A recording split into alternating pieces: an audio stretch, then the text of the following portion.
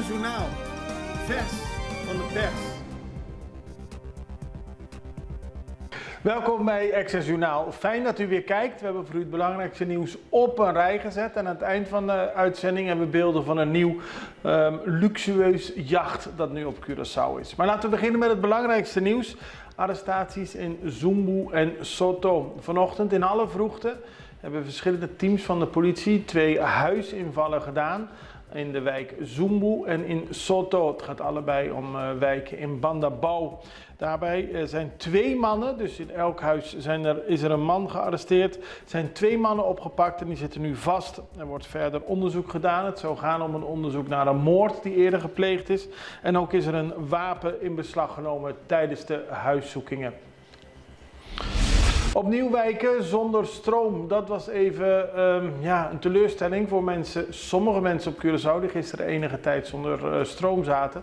Het heeft zich niet verder verspreid. En Aqualectra heeft laten weten dat dit komt omdat er een test wordt gedaan ter voorbereiding om de betrouwbaarheid van het elektriciteitsnet te vergroten. Er worden noodzakelijke voorbereidingstests uitgevoerd. En onder meer gaat het om de hoofdverbindingen van het distributienet. Maar Aqualectra laat weten dat ze het betreuren dat dit ertoe heeft geleid dat sommige wijken enige tijd zonder stroom zaten. En ze zullen er alles aan doen om dergelijke incidenten in de toekomst te voorkomen. Wel moet er verder onderzoek worden gedaan naar de betrouwbaarheid van het net. SDKK weer opgeknapt. De minister van Justitie, Shalten Hato, bracht gisteren een bezoek aan de SDKK-gevangenis. En in blok 5 nam hij ook een kijkje naar wat er allemaal veranderd is in de afgelopen jaren. Nou, belangrijkste verbetering. Sinds 4 jaar heeft het ziekenhuis weer een eigen keuken. Dat betekent dat er weer voor de gedetineerden en het personeel gekookt kan worden. Ook voor Brassami en de justitiële jeugdinrichting JJIC zal er gekookt worden. En dat is een zaak die al lang op zich liet wachten. Maar de minister is nu blij dat het er eenmaal zover is. Dat er een keuken geïnstalleerd is. En ook zag hij dat bij blok 5 een net hangt om ervoor te zorgen dat onbekenden geen spullen kunnen droppen in de gevangenis. Ook een verbetering, aldus de minister. Minister Hato is niet verantwoordelijk en dat gaat weer over een hele andere zaak. Over de tragische dood vorige week van een 14-jarige jongen. Die is een cliënt van kinderorde Brakke Put. En er werd een uitje ondernomen om te gaan zwemmen bij Brassami. Toen de hele groep wegging was hij spoorloos. En de volgende ochtend werd zijn lichaam van de 14-jarige jongen in het water aangetroffen. Dat leidde tot heel veel commotie, omdat het natuurlijk onverantwoord is om op die manier met de gedetineerden, met de jeugdigen van de kinderorde Brakke Put om te gaan. Er is kritiek geuit, maar de minister heeft nu gezegd, hij betreurt de zaak ten zeerste, maar benadrukt dat hij niet verantwoordelijk is. Kinderorde Brakke Put krijgt weliswaar geld van het ministerie, maar is een zelfstandige stichting met een eigen bestuur en raad van toezicht. Er wordt nu nog onderzoek gedaan wat er zich precies heeft afgespeeld, maar tragisch is het zeker. Waarom doet de politie niets? Dat gaat over we hebben de afgelopen weken verschillende video's gezien van jongeren die fieveren bij het pompstation bij Marie Pompoen. Levensgevaarlijk. Omdat het gaat om trucjes met auto's, soms ook met quads of met andere voertuigen. Als die niet goed uitgevoerd worden, kan er zomaar tegen een tank worden gereden met alle gevolgen van dien. Buurtbewoners willen dat de politie sneller optreedt, strakker controle houdt, om ervoor te zorgen dat er niet nog een keer gefieverd wordt en het misschien uit de hand loopt. Opnieuw huis beschoten, dat gaat over de wijk Corralspecht in de Kaya Scherts. Is gisteravond door een onbekende geschoten op een huis.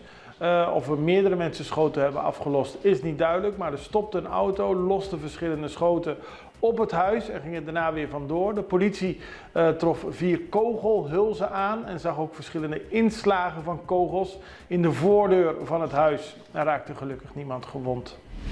En dan een grote overwinning van het Curaçaose voetbalvrouwenteam. Gefeliciteerd, 6-1 gisteravond tegen de Cayman-eilanden. En daarmee heeft het nationale vrouwenelftal de kwalificatiereeks afgerond met een gouden randje. Curaçao won dus deze laatste wedstrijd overtuigend van de Road to Gold Cup. En eerder wonnen ze al van de Cayman-eilanden met 2-0. Dat was een uitwedstrijd. De dames wonnen afgelopen donderdag ook van Anguilla en zijn inmiddels gepromoveerd van groepspool C naar B. Dat is een mooie prestatie. De wedstrijd van gisteravond was eigenlijk niet meer belangrijk voor het uiteindelijke resultaat. Maar het was vooral voor de eer van het vrouwenteam en voor de gezelligheid. Want het was een extra uurtje happy hour en veel sfeer met het publiek. Even na de reclame zijn we zo terug bij u met meer nieuws. Família Cooperá, Saco Censo 23 tapahan un vista total, correcto y anónimo de tour habitante y vivienda.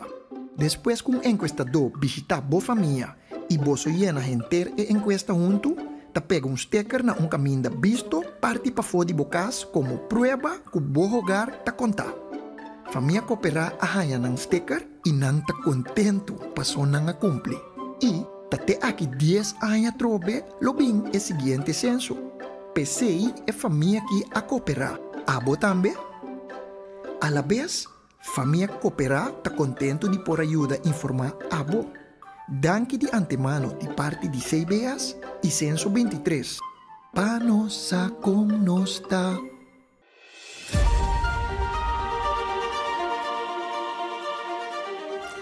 AWE Extra Digital, te seguir com nossa série de entrevistas na riba e tópico de saúde mental. Nos invitado para AWE está Angelique Lacruz, zorgmanager crisis na Scuchami. Lamentavelmente, nós também estamos reparar que nós estamos tendo mais aanmelding, vooral se bijvoorbeeld riba o grupo de adultos, wat mira que parte de depressão, com ansiedade, está levantando a cabeça hopi.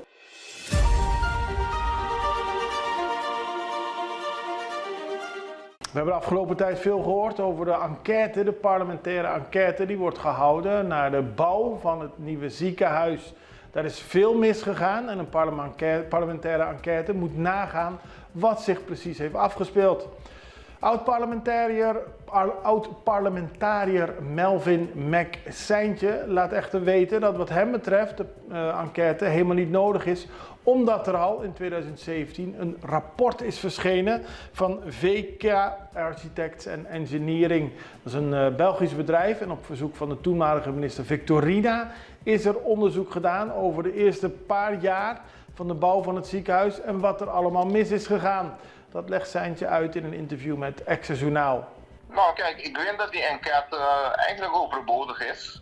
Want er ligt op dit moment een rapport op tafel die opgemaakt is door de Belgen eigenlijk in 2016. Mm-hmm. En volgens mij heb je in dat rapport eigenlijk voldoende eigenlijk een stof eigenlijk om het rapport eigenlijk naar de Openbaar Ministerie te sturen. Dus als je eigenlijk zo'n lange periode gaat volgen van een paar maanden om die enquête te doen, dan kun je beter die korte stap nemen eigenlijk naar het Openbaar Ministerie.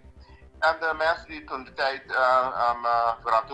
verantwoordelijk waren voor het project, dus de twee ministers Wiseman en Asjes en de twee wetenschapsmedewerkers Hein Bloed en Luc Steenhorst. Die vier eigenlijk, die zijn eigenlijk verantwoordelijk voor het hele project. Dus als ze die vragen niet kunnen beantwoorden, dan hebben ze een probleem volgens mij.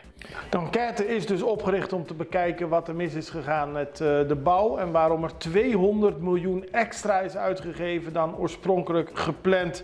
Volgens McSeintje is dat echter allemaal al duidelijk omdat er veel mis is gegaan bij de verplaatsing van de plannen. Eerst zou het ziekenhuis worden gebouwd op het Amstelterrein en later in Otrabanda. En daarbij is van alles misgegaan. Dan wil ik denken, want die ziekenhuis die ze ook gemaakt hebben, dus die ziekenhuis in Otrabanda, dat is een heel ander ziekenhuis dan dat ze eigenlijk van plan waren te bouwen op die Amstelterrein. Ja. Die ziekenhuis op het Amstelterrein die telde toen de tijd eigenlijk 3 bouwlagen. Maar in Otrabanda hebben ze een ziekenhuis van 5 of 6 bouwlagen gemaakt. Dus het is duidelijk dat het om een ander project gaat dan het project van Amst. Dus volgens mij is het vrij makkelijk om een onderzoek in te stellen. En ik ben echt onder de indruk dat het eigenlijk opzet was in het hele project om de zaak eigenlijk te belazen. Dus dat is mijn mening hoor. Maar dat was door uw toenmalige partijgenoten Ben Weidman en Ivar Asjes. Ja, helaas. Ja, dat zijn eigenlijk mijn voormalige partijgenoten. Maar ja, als ze fout hebben gehad, dan moet je dat wel aan de kaart stellen. Dus ik heb geen moeite mee. Zoals bekend is Melvin Maxijntje oud-parlementariër voor de partij Pueblo Soberano. Hij beschuldigt de oud-minister-presidenten van die partij, Ivar Asjes en Ben Weidman. Die waren achtereenvolgens minister-president van Curaçao van 2013 tot 2016. Zijntje zelf vertrok uit Pueblo Soberano in 2018. En dan, ik had het al aangegeven, de komst van een mooi luxueus jacht. Het gaat om de jacht Barbara. En die is aangekomen vanochtend vanuit de Bahama's om enige tijd op Curaçao te verblijven. Het jacht is gebouwd in 2017 en vaart onder de vlag van de Cayman-eilanden. De Curaçao Yacht Agency is heel blij met de komst van het jacht, die naar alle waarschijnlijkheid bij Santa Cruz zal aanmeren. Vooral omdat het laat zien wat een mooie jachten er allemaal rondvaren in het Caribische deel van de wereld. En omdat Curaçao natuurlijk bezig is met zelf het bouwen van een grote jachthaven. Daarover later meer. Mocht u het jacht tegenkomen, kijk er dan goed naar, want het is niet een boot die u elke dag ziet. Het is heel luxueus en het is ook nog heel erg snel. Dit was Extra Journaal, het belangrijkste nieuws van vandaag. Volgt u ons op Facebook, druk dan op de knop volgen. Bekijkt u ons via YouTube, druk dan op abonneren. We zijn er morgen weer. Het allerbeste, tot ziens. Dag.